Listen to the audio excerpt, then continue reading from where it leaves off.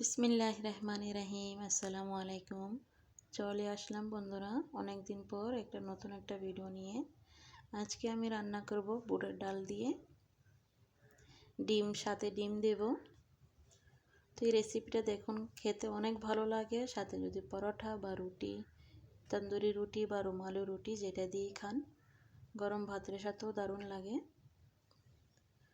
তো চলুন আমি রেসিপিটা করে নিই। প্রথমে আমি ডাল নিয়েছি, বুটের ডাল আধা কেজির মতন নিয়েছি। এটা আমি ভালো করে ওয়াশ করে আধা ঘন্টার জন্য আমি ভিজিয়ে রেখে দেব।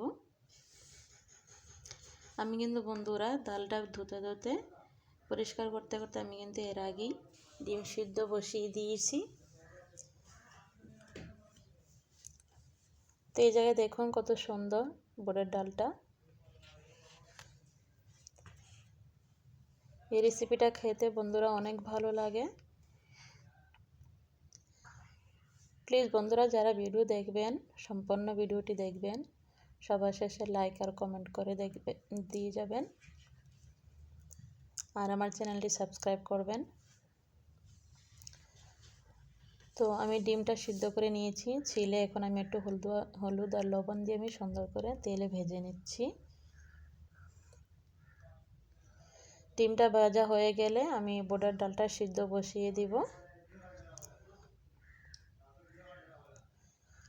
তো এই যে দেখুন বন্ধুরা, আমি ডালটা সিদ্ধ করে নিয়েছি। আমি পুরোপুরি সিদ্ধ করব না, অর্ধেক সিদ্ধ করব, আর বাকিটা রান্নার মধ্যে হয়ে যাবে। আমি কিন্তু সামান্য একটু লবণ দিয়েছি এর মধ্যে। লবণটা দিলে তাড়াতাড়ি সিদ্ধ হয়ে যায়। তো ডালটা আমার সিদ্ধ হয়ে গেছে। এখন আমি কড়াইতে তেল দিয়ে দিলাম। তেলের মধ্যে কিছু গোটা মশলা দিলাম। তারপরে দিয়ে দিব পেঁয়াজ কুচি, আদা রসুন আমি আগে থেকেই সেচে নিয়েছি।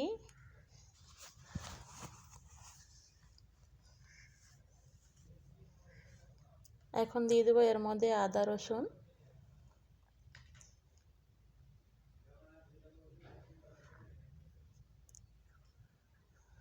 তারপরে দিয়ে দিচ্ছি স্বাদ মতন লবণ,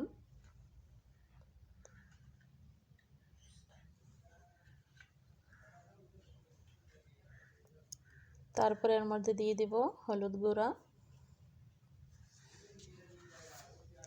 মরিচের গুঁড়া। এই গুঁড়াটা জাল কম, তাই এই কারণে আমি বেশি দিচ্ছি।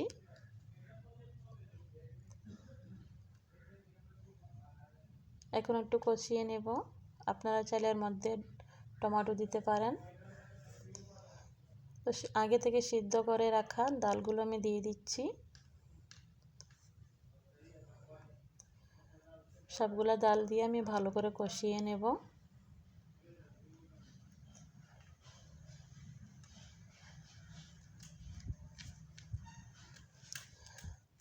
ভালো করে কষিয়ে সিদ্ধ করার যে ডালটা পানিটা ছিল, আমি ওই পানিটাই ডালের মধ্যে দিয়ে দেব।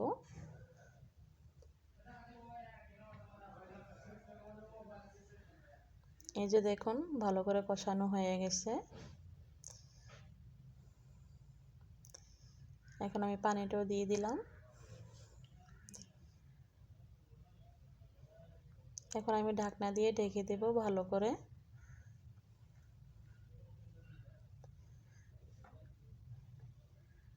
এই যে দেখুন রান্নাটা হয়ে গেছে প্রায়। এখন আমি এর মধ্যে দিয়ে দেব ডিমগুলা।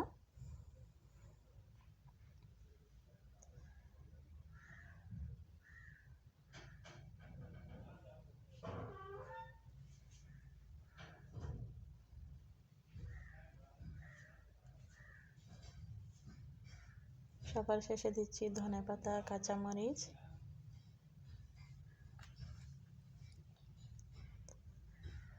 তারপরে এর মধ্যে দিয়ে দেব গরম মশলা পাউডার আর জিরা পাউডার। এটা আমি সবার শেষেই দিলাম, এতে করে গ্রানটা খুব ভালো আসবে। যদি আমি আগে দিয়ে দিতাম তাহলে ডালের তরকারিটা একদম হলুদ হলুদ হতো না, কালো কালো হয়ে যেত। তো হয়ে গেল আমার বুটের ডাল দিয়ে ডিম রান্নাটা। তো কীরকম হয়েছে জানাবেন। আল্লাহ হাফেজ।